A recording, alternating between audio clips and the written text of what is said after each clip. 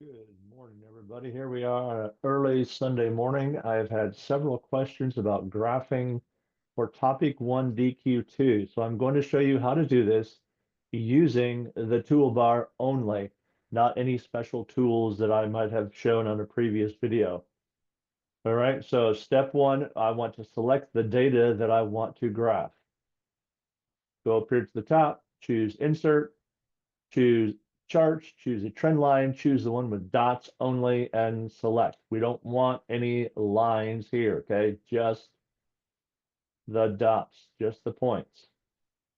Okay, now I want to modify this, so I'm going to select the dots, the scatter point plot points by left clicking on them. Now notice I can go up here to the top and I can go chart design. It's already selected. I can click on add chart element. Now I can select a trend line and I want to choose linear. All right, now I have a linear trend line selected. Okay, if I want to do more to that, I can go back up here and see what else I can do. More trend line options, see right there.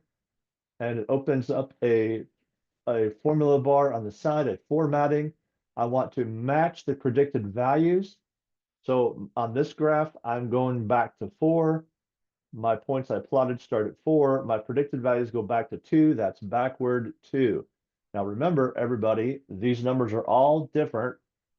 So they're not going to match yours. They're going to just be selected to meet the data criteria that I have. Okay, mine stops at 17. It goes to 22. That's forward 5.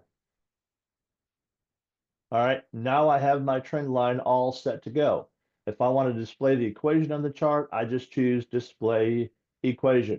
Now I have everything there. At this point in time, everybody, I can choose to do other things, but I'm finished with the trend line for now. So I could X out of that. My trend line is perfect. If I want to adjust my horizontal or vertical columns, my other chart elements would be here. Data labels, axis titles. I can do all this adjusting right through this add chart element, okay?